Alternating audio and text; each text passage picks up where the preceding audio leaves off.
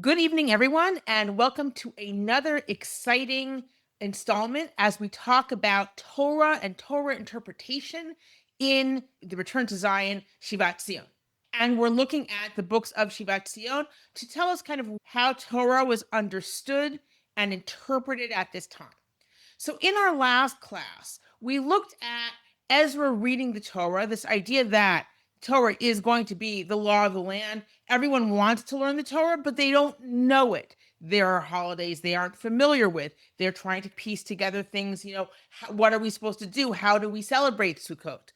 At the same time, we have this idea that we have in Divrei Hayamim, in Chronicles, that talks about this idea that there is a group of government ministers, we could say the nobility, Levites, and a couple of kohanim that go around teaching people the law, teaching people Torah. And that this is an important thing that's going on. And again, we see kind of a movement, perhaps, at least at certain points, of the idea that the kohanim, the priests, teach to the idea that Levites have a very important role in teaching Torah. Again, we have this kind of idea that, of course, this is important. Also, a clear idea that it's not 100% clear what people are supposed to be keeping. What did they keep before they heard Ezra read the Torah about these holidays? And an understanding that there was this gap, right? So let's dive in. We're continuing tonight with some more, looking a little bit more closely at the idea of the law and interpreting the law during this period. Again, a key part of the way we understand Torah today, but also very clearly a part of the way they understood Torah during this period. In other words, you don't just have Torah, you have to understand it. You must understand it because you need to apply it. And we're going to be talking about that as well as specifically Shabbat and the importance of Shabbat, which we also touched on last time, but we're going to continue kind of the discussion. So let's take a look at the idea of, we talked about who teaches the law, right? So we had in general, traditionally, it's the kohanim. And I didn't want to mislead you in last week's sources. We showed that it wasn't necessarily just the kohanim. It's also the Leviim, the Levites have a very central role in during this period, which is kind of new. And yet it's still very clear and very important for the role of the kohanim, of the priest, has not faded. All right, let's take a look at the earlier source, Haggai.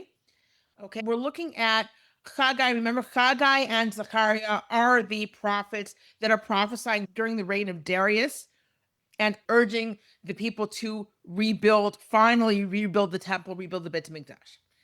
So we can see here from Haggai that in fact you ask the kohanim to interpret the law. What is the actual law? Now, of course, the law is going to be something having to do with purity, so we're not surprised that it's kohanim. So here we see what's being brought is a kind of a typical setup that you're asking the kohanim, what is the law, right? And that is what we read about in the Torah itself, the idea that you ask the priest to determine what the law is. And in this case, it's going to have a real point. Aaronides Torah lemor. I'm reading now from Haggai Bet Yud Aleph, that's Haggai 2:11, okay, and forward. God says, ask the priests Torah, saying, ask them, what does it mean here, Torah? It means a halachic ruling. It means what is the law, right? Hen yisa ish b'sar kodesh b'chnaf bigdo, v'naga b'chnafo el halechem ve'el hanazid, ve'el hayayin, ve'el shemen, ve'el kol ma'achal ha'yikdash, ve'anu kohanim ve'yomru lo.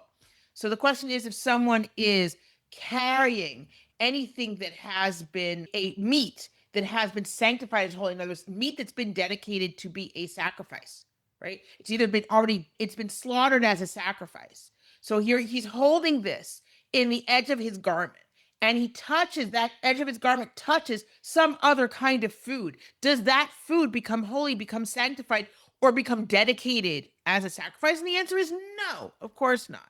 Now, on the one hand, it shows us the priest's role in interpreting the law. On the other hand, this is also a priestly law, right? It has to do with sacrificial meat. And Vayomer Haggai, im yigat tmei nefesh b'chol ele hayitma, Ve'anu kohanim v'yomru yitma. He said, but if someone who has impurity of a dead person, they touched a dead person, right? And they touch any of these foods, will these foods become impure? And the answer is yes, of course, those foods will become impure. What is the point of Haggai asking the priestess, asking the kohanim this? V'yan Haggai v'yomer ken ha'am hazeh v'chen hagoy hazeh lefanai no'um Adonai v'chen kol ma'aseh yedehem v'asher yakrivu sham tamehu. Right? Um, Haggai is saying in prophecy, God is, in other words, speaking for God. Therefore, this nation before me, says God, and everything they do and everything they sacrifice is impure. Vata simuna levavchem min hayom hazeh uma'ala miterem sum even el even bechal Adonai. Right? Well, this is going to be the situation, and it's going to say that they're not going to have enough food, et cetera, as long as you haven't put one stone on another to build the temple. What is the point of this impurity? What is this legal ruling meant to teach the people? The same way that holiness doesn't catch, right? But impurity does catch. And you are sacrificing in the middle of a graveyard, quote unquote, because the temple isn't built. You have an altar, you're sacrificing on the altar, and yet it's surrounded by death, again, quote unquote, because the temple is in ruins. So you're supposed to take this ruling of the priest, and of course, it's obvious, like obviously this is true. And you're supposed to, and he's using it to learn kind of metaphorically, you're not allowed to bring these sacrifices that you think you're absolutely fine with bringing. They themselves are impure. So here we see an example of you would ask a ruling from the priests, you would rely on their ruling, and now we're going to learn from that ruling a kind of a general concept that's going to tell us why we need to build the temple. So I wanted to bring that as an example of the priest's teaching and the use of halacha, of kind of legal rulings to bring a kind of an idea forward. Let's take a look now at Malachi and the status of both kohanim and the Torah and the mitzvot, the commandments. Okay, I'm reading now Malachi. Now Malachi, we don't actually know what he prophesied exactly, right? We know that we don't even know his name, right? Because Malachi is not necessarily his name. It just means my messenger. So we don't know what his name is. We don't know exactly when he prophesied. It's very clearly during Shivat Zion, during the return to Zion, when the temple's already built. Because Malachi's issue is that the sacrifices are terrible. You're not sending your best, right? But there are functioning sacrifices, and that is taken for granted. So this is after the building of the temple. And he says, "Ve'ata alechem hamitzvah hazot hakohanim." So this commandment is for you, the priests. אם לא תשמעו ואם לא תשימו הלב לתת כבוד לשמי, אמר אדוני צבאות, ושילחתי בכם את המארה, והראיתי את ברכותיכם, וגם אראותיה גם אינכם שמים הלב. You need to obey this, and you need to pay attention to it, to give honor to my name, says God, and if not, I'm essentially going to put a curse on you. All right, and the curse continues. And then, Vidatem kishilachti alechem et hamitzvah hazot liot briti et Levi amar Adonai tzvot. Et Levi amar Hashem. Right? He says, God says, I sent you this commandment for my covenant to be with Levi, says God. In other words, you kohanim, you are part of the covenant with Levi. You have a special role. And what is that? What is that covenant? Briti hayta ito hachayim v'shalom v'tnem lo morav yira'eni u'b'fnei shmi nichatu. My covenant was with him of life and of well-being, and I gave him fear. I like this translation, actually, reverence. In other words, the fear is mora. It's not fear of me. It's fear of him, right? And he feared me, and he was in awe of my name. Torat emet hayta b'fihu. V'avla lo nimtza b'svatav b'shalom u'v'mishor halachiti v'rabim heshiv me'avon. What was the job of the Kohen, of the priest, as part of the covenant with Levi? So the Levites are not being left out here, really. He has the true Torah, the true rule, the true law in his mouth, and he doesn't have it, and not lies. He should go straight with me and bring people back from sin. In other words, here we see the role of the priest And perhaps, even though it continues to talk about the priest, possibly also because it's talking about the covenant with Levi, also including Leviim in this, that the job of the Kohen is to teach Torah and to keep people from sinning. Ki siftei kohen yishmeru dat, v'torah yivakshu mipihu, ki malach Adonai tzvaotu. Because the lips of the priest are going to guard knowledge, and everyone will ask Torah from his mouth. They're going to ask for the rules from his mouth because he is a messenger of God. In other words, he is a messenger of God. As a messenger of God, you can rely on him to tell you the true ruling. All right. And then what Malachi continues saying is that you have betrayed this trust. Right? Vatem sartem min haderech hikshaltem rabim b'Torah shichatem brit halevi amar Adonai tzvaot. You have turned away from the path. You have caused people to stumble in Torah. You have destroyed the covenant of Levi, says God. Okay? And therefore you've lost honor among the people. Okay? And also Yehuda has done this, etc. But the point that I wanted to bring here was the special role of the kohanim and possibly the Leviim in teaching Torah to the people. And this part of Malachi is talking about how all the different types of leaders have failed God, right? And again, the concept of Torah is very clear. I'm going to skip to the very end. We all know this pasuk. Miriam? Let's go. Yes. I'm finding the language here rather interesting because he's talking as if he is addressing Levi, the person, as an individual, because Chumash paints a very, very flattering picture of Shevet Levi and an extremely unflattering image of the person Levi, the son of Yaakov. I always like the explanation. I heard this first from Mordechai Sabato, is that when Yaakov curses Shimon and Levi and says they will not have a portion in the land of Israel, that of course comes true. But Shimon doesn't have a portion because they conquered together with Yehuda, and then Yehuda just took Shimon's portion. Levi doesn't have a portion because Levi's portion is God. So whatever Yaakov wants to say about Shimon and Levi, God kind of decides how it's going to turn out.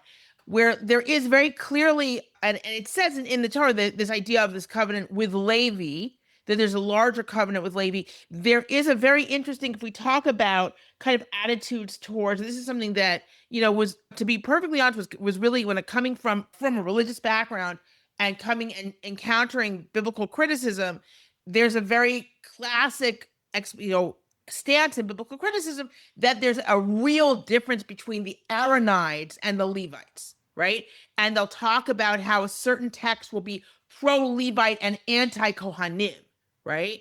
Or, or anti kind of people who descended from Aharon, right? So, for example, if you look at the story of the Egel, Aharon is not painted in a very flattering light in that story, while the Leviim, it's very clear that the Leviim stay true to God, but Aharon as a person messes up in that story, right? So it's important to note here in Malachi, so you could say, yes, but we're all used to seeing them as part of the same thing. Aaron is part of Levi. The Kohanim have a special role, but they're part of the larger tribe of Levi. You don't really distance them. And we see that in this passage in Malachi is very clear that the Kohanim are part of the covenant of Levi, and that's how they get their authority. They get their authority by coming from Levi. And it's very clearly laid out here. And it's something that we take for granted when we read the Chumash, when we read the Torah, but it's actually not, the genealogy is very, very clear, right? However, here it's like they're almost inseparable, right? A Kohen is a Levi, just a special type of Levi. Let's continue. Now what we're going to take a quick look at is we're going to look, if you recall, in our last class, we looked a little bit about how in the book of Nehemiah, when Ezra was reading the Torah, and everyone discovers, and everyone's like, oh, here's this holiday Sukkot. They built the sukkah from some of the arba minim, the 4 species that we normally take to put together and wave. Like it's like, oh, that's how we're supposed to use it. We're supposed to build Sukkot from it. And they use other things also. And that's a way of them interpreting the Torah. So I want to show you another example of biblical interpretation that we see in this period. And let's look at a classic example from Divrei Yamim, from Chronicles. This is Divrei HaYamim Bet Lamed Hey. We're specifically going to be concentrating on Pasuk Yud Gimel. This is Second Chronicles, chapter 35. We're going to start from the beginning, but what's really important for us is verse 13. So this is Yoshiyahu, right? He's a good, deserving king who does one of the reforms. Chizkiyahu does a reform. Yoshiyahu also does a reform. So Yoshiyahu keeps Pesach, right? And he has the kohanim in shifts. One of the reasons Chronicles, Divrei Yamim is dated later than Ezra and Nehemiah is that it's reflecting a very well set up priestly shift and bureaucracy in the temple, or let's say a way of doing things, process in the temple. Okay. Josiah, of course, gives a donation of sacrifices. And so they are slaughtering the Pesach sacrifice. I'll remind you that, of course, we call the whole holiday Passover Pesach, but actually Pesach is the first night, right? Is the first night with the sacrifice. And then the remaining 7 days are Chag HaMatzot, holiday of the unleavened bread of matzot. So those are actually kind of two holidays, but they slaughter the Pesach. The priests sprinkle the blood. The Leviim skin the animals, and they remove the parts to be burned, and they give it out according to families, as it is written in the book of Moses, and so they did for the cattle. So they are referring to a specific book in a more exact way than what we saw in Ezra and Nehemiah, where they have a Sefer Moshe that they're referring to. And it says, Vayivashlu HaPesach, here we are in verse 13 in Pasuk Yud Gimel, Vayivashlu HaPesach ba'esh kamishpat, v'kodashim bishlu, b'sirot ubadvadim ubatzalechot v'yaritzu l'chol bnei ha'am. So they roast it says, the translation is they roast the Pesach sacrifice in fire as per the law. But the word that they use is livashel. Livashel usually means to boil, right? And not to roast on fire. So, and they repeat, right? And then they say, and the kodashim, the other offerings, they cooked bishlu basirot ubadvadim. They cooked in all sorts of pots. So what is going on here? Why are we using this unusual language? So, of course, this is because it's interpreting two different verses. Let us go into them. Okay, so what do we have in Shmot Yud Bet, in the initial commandment, in Shmot Yud Bet Psukim Chet to Tet. So it's Exodus 12, 8-9. Let's take a look. What does it say? V'achlu et basar b'layla hazeh tzli esh umatzot al merorim yochluhu. And they should eat the meat on that night, roasted in fire with matzot, and eat it with bitter herbs. Al tochlu mimenu, don't eat it raw. Uvashal mevushal b'mayim ki im sli esh rosho al krav akro, or cooked in water or boiled in water. Don't eat it raw. Don't eat it boiled in water. Eat it roasted. Its head, legs, and insides all should be roasted on the fire. And yet, when we read about it in Dvarim, in Deuteronomy, what do we have? And now I'm reading from Dvarim Tet Zayin Zayin. Okay, that's Dvarim, Deuteronomy 16:7. Okay.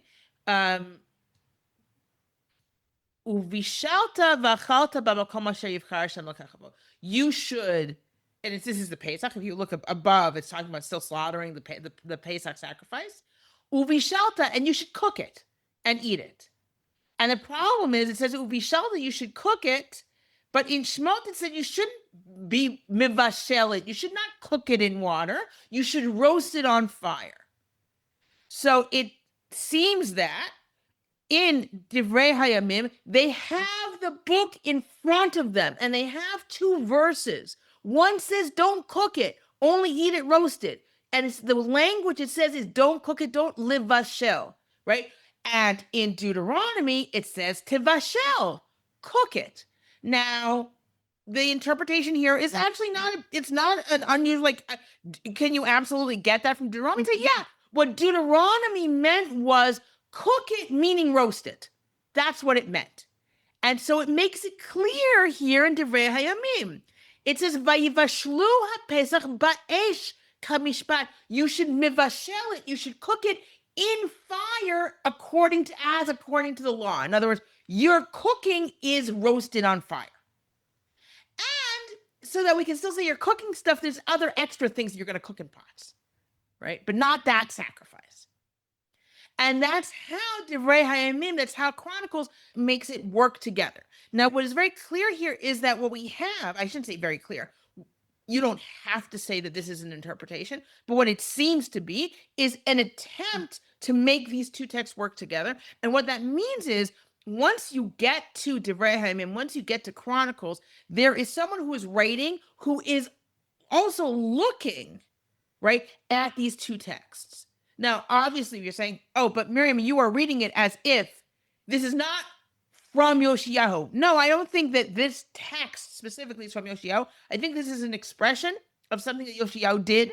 And it's saying, so what are the laws of Pesach? And the author of Chronicles of Divrei Hayamim was looking at two different verses, right, that must both be true and are using certain language. And he interprets Deuteronomy, Devarim, as Levashel, meaning to roast. And he makes that clear in this verse. So I just wanted to bring this because it's one of the famous examples of inner biblical interpretation. And it's also an example where we're very clearly pointing where someone has texts in front of them, because there are different types of interpretation. You could be saying, okay, we all know that Miriam was one of the leaders of Israel, but like that's what Micha does. Micha says the nation was led out of the desert by Moshe, Aaron, and Miriam. Is that interpretation? No, that's a tradition that's not really written in Shemot and Exodus. By that I mean, if you just read Shemot, if you just read Exodus, you wouldn't say that the nation was led out of the desert by Moshe, Aaron, and Miriam, right? You would say it was led out by Moshe, maybe by Moshe and Aaron. Miriam comes along, she sings a verse of a song, she dies, like she has some stuff she does, right? She gets leprosy, but she's not one of the leaders. But certainly in tradition that Micha is referring to, the three of them lead. Now, is that an interpretation? That's not an interpretation. That's a reflection of a different tradition. Hosea talks about Yaakov, and that you could absolutely say is biblical interpretation. He interprets Yaakov's struggle with the angel in a negative way as opposed to a positive way. So you could say, is that a biblical interpretation? It could be biblical interpretation. It could also be reflecting an oral tradition, right? So here, what we looked at here was a textual interpretation, which is what we're coming more towards in this period, and which, of course, is going to get even stronger as the Second Temple period continues. By the way, the Second Temple, many, if not most, if not all, but many of the Second Temple works are essentially engaged in biblical interpretation. That's what the driving creative force that creates many of the Second Temple works that we know from outside the Bible.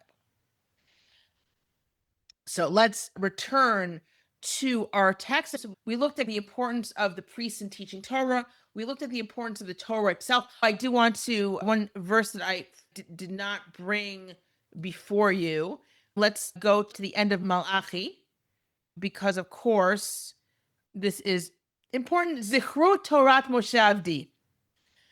Asher tziviti oto b'chorev al kol Yisrael chukim u'mishpatim. Right? It ends with, remember the Torah of Moshe, my servant, who I commanded on Chorev to all of Israel with its laws and statutes. Hinei hanochi sholech lechem et Eliyahu hanavi lifnei bo yom Hashem hagadol v'hanora.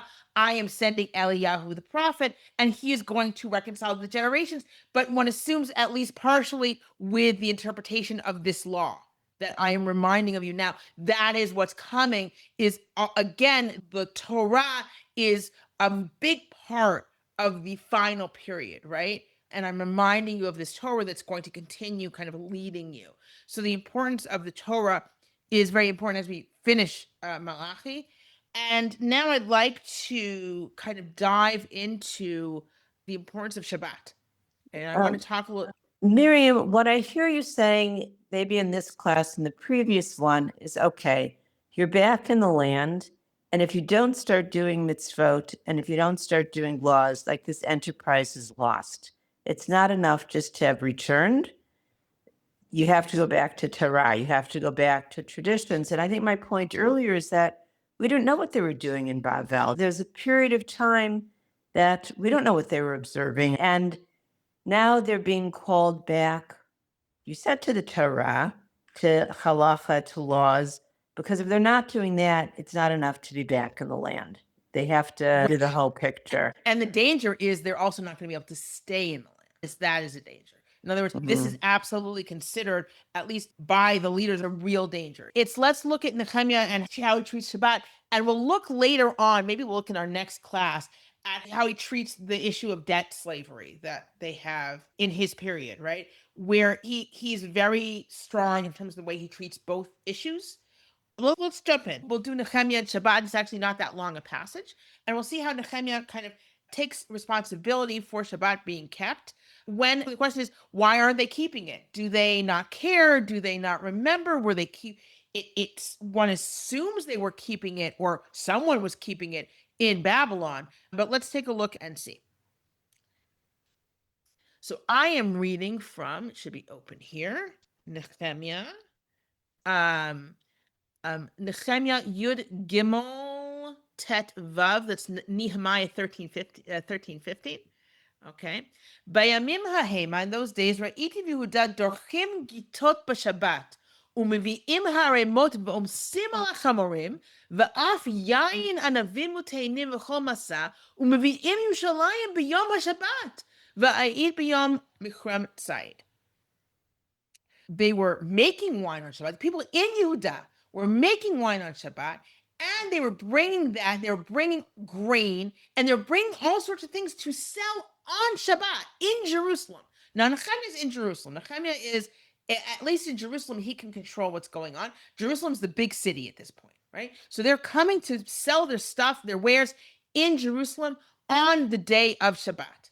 והצורים ישבו בה, מביאים דג וכל מכר ומוכרים בשבת לבני יהודה וירושלים. This is non-Jews. The people from Tyre bring their fish, and they also come to sell on Shabbat to the people of Yehuda and Jerusalem, because people of Yehuda are coming to Jerusalem to buy. It's a market day, right? That's how people are taking it.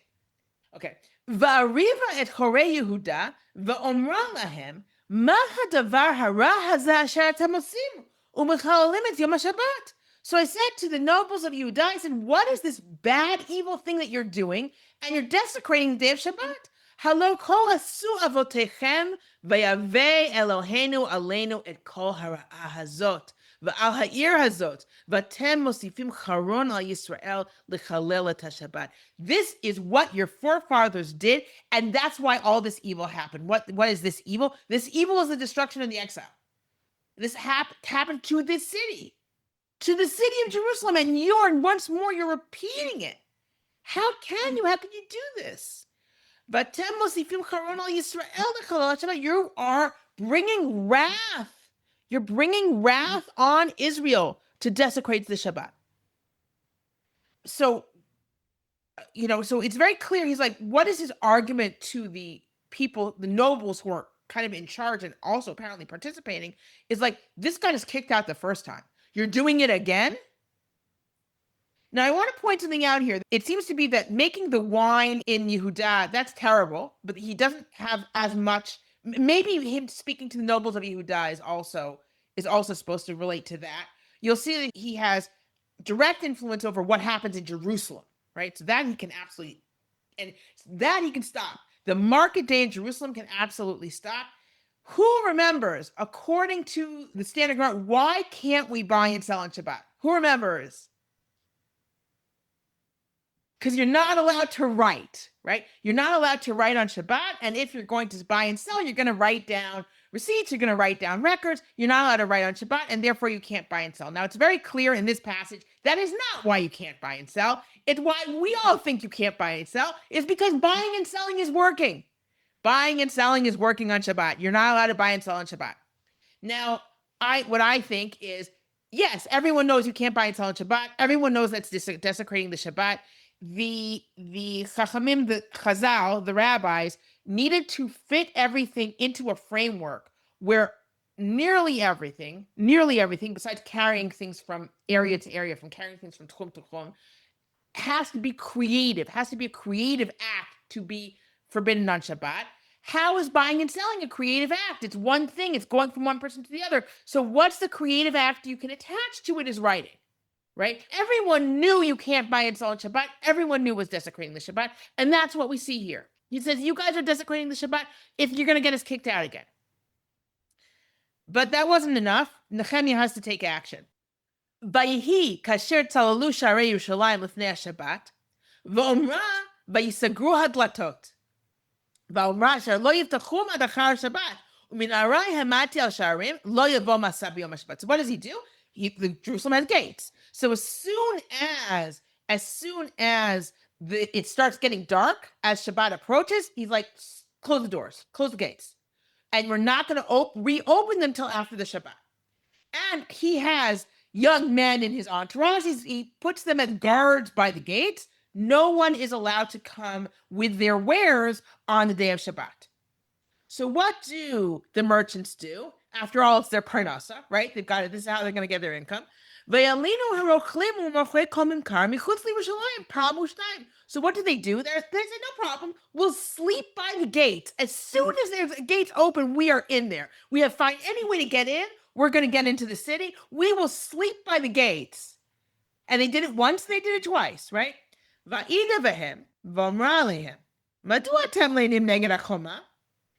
said to them, why are you sleeping next to the wall? If you do it again, I'm going to hurt you. I'm going to do something to you. I'm going to do something to you physically. And since that time, they haven't come on Shabbat. Right? All it took was some strong arming, a little bit of threats, and he ends the desecration of Shabbat in Jerusalem. So what you see, so first of all, you see the importance of Shabbat, but you also see the meaning, kind of hey, this is what we were kicked out for the first time. He talks to the nobles of Yehudah. Perhaps that is to stop the work that is being done in the area of Yehudah, outside of Jerusalem, because he says they're actually making wine on Shabbat. And then in terms of Jerusalem, he closes the gates, he sets up guards, and he says to the merchants, you know what? If I see you sleeping next to the walls and to try and sneak in, I'm going to do something to you. Do you know what? Who knows? But you're not going to like it. And that's it. They know that Nehemiah, if he says it, he's going to do it. And they stop, right? Note that one thing he doesn't seem to try to do is tell people to stop buying. Right? He doesn't say to everyone, hey, you're not allowed to buy. That's probably not going to work. He stops the sellers, and that's how he ends it. Okay. And we're going to see, yes. This all makes a lot of sense. It makes sense in an agrarian society because 6 days a week you're busting your butt in the fields and you don't have an opportunity to do your shopping. It makes a tremendous amount of sense. No, obviously that is the thinking. The thinking is, hey, this is the day when people normally are not working. Let's come to town and sell. And that makes a lot of sense. And the Nehemiah is like, no, because you're not allowed to do that on Shabbat, right? Too bad. He says, they actually make wine on Shabbat and they come to sell stuff on Shabbat, where that's also a type of work. Like from his point of view, selling is a type of work. Now it's interesting. The truth is non-Jews, he also keeps non-Jews from selling. So clearly he also feels you shouldn't be buying on Shabbat, right? Because if it was just an issue of Jews selling on Shabbat, why can't the guys from Tyre come with their fish? It's clear that he doesn't want a market on Shabbat. That would desecrate the Shabbat. And I do want to point out that what we saw here in terms of the way he says to the nobles, hey, the reason to keep Shabbat is to keep us from being kicked out. He's going to use a different tack when he talks to nobles about debt slavery, which is interesting because, of course, there are rules for Shemitah regarding the slaves. And he doesn't use that argument when he talks about debt slavery. We'll talk about that in our next class. But this is something where you can see that there's something with Nehemiah that as a leader, he's able to appeal to what others want or think, to a certain shared value system. At least when he's talking to the nobles, he's able to say, hey, you guys know this isn't right? You guys know that this is not the way things should be. So that also speaks a little bit to this idea, not necessarily the Torah as a specific book, but this idea of we all agree that the law and morality defines this. We're going to see this a lot more in our next class when we talk about debt slavery, where there's an appeal to kind of an appeal to morality. This is a bad thing that you're doing, right? And which he expects to be accepted and which is accepted. And so we can see that once we get to Nehemiah, there is a shared value system that everyone can kind of draw on, at least when you're talking to the elites. Okay. So in Miriam? conclusion, yes. This idea that the work that's forbidden on Shabbat is creative work is a later idea, not a biblical idea. Look, if biblical idea is that you don't do work, right? So then we have to interpret it. We have to figure out, what does that mean you don't do work? Like, and and I think this is the thing. It's not just that it's not creative work. There's a structure, right? There's a structure given to the laws of Shabbat by the rabbis. And that's because they need to put it in a structure. I think it was pretty clear to everyone what you don't do, right? And there's certain things that are in the writing, that are written. You don't do this, you don't do that, you don't do the other thing, right? And then everyone knew what you don't do. Everyone knew you don't buy and sell in Shabbat. That's work. You were not allowed to do it, right? The rabbis had to put this in a category, right? And the categories, and remember the categories are what you did for the Beit HaMikdash, right? What you did in the temple service. No, I think it was all for temple service, right? Because you have all the agricultural stuff to make bread, all the weaving, all the, when you breaks it down to all these different what you parts, need all to these do different. to create the Mishkan and Right, exactly. To create the Yeah. Mishkan, exactly, for the to the build the service. Mishkan and the Mishkan to and do the the service, service in right? it. Right. The weaving, and then for the bread, you needed to heap and sew, and all the steps, right? So all of that, and that's how you get the 39 melachot. And also, you need to have, frankly, a non-creative category, which is taking something from one reshut to another reshut, from one area to another area. And that is not creative. What are you going to do? It's written in the Torah, right? It's written in the Torah. You're not allowed to do it, right? And you have Tchum Shabbat, right? You can't leave a certain area of Shabbat also written. So you've got to have that also in the laws, right? It's a problem because it's not creative. That's not a creative thing. And you have to say, well, it's kind of creative, like when you move it to the, okay, all right. But buying and selling is not written in the Torah. It is in Nehemiah, though, right? And so their goal was, and everyone knew you're not allowed to do it. So they needed to categorize it. So what do? Is you say, okay, the reason you can't do it is because you can't write, and writing was already in the categories of what you can't do, right? As a creative act, right? Why does it have to be 2 letters in order to go against the Torah law? So you have to write 2 letters, right? Why? Because it's not a word if you just write 1 letter, right? So there has to be a whole action. So I think it was very clear what you weren't allowed to do. What the rabbis did was they had to categorize, they had to create a system. So to create a system, they sometimes did that sort of thing. Let's do a recap. So what we saw in this class is it was kind of a mix of things. One was we saw the role of the kohanim, of the priests, in kind of interpreting law, especially that has to do with sacrifice, but also in terms of teaching people the law and making sure that they're keeping the law. We saw some further evidence of biblical interpretation in Chronicles and Divrei Yamim, which seemed to point to 2 written texts that it's trying to reconcile. It's very consciously trying to reconcile 2 different written texts.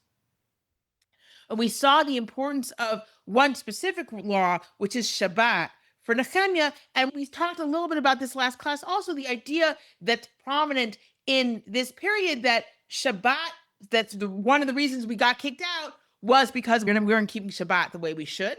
And the general understanding that's very clear in Nehemiah that buying and selling on Shabbat is simply not allowed. And that's a very clear understanding, and no one's arguing with him that this is not allowed. So in our next class, we're going to be looking at another aspect of Nehemiah. We're going to be looking at debt slavery in Nehemiah because it's a natural continuation of our discussion of how he handles Shabbat.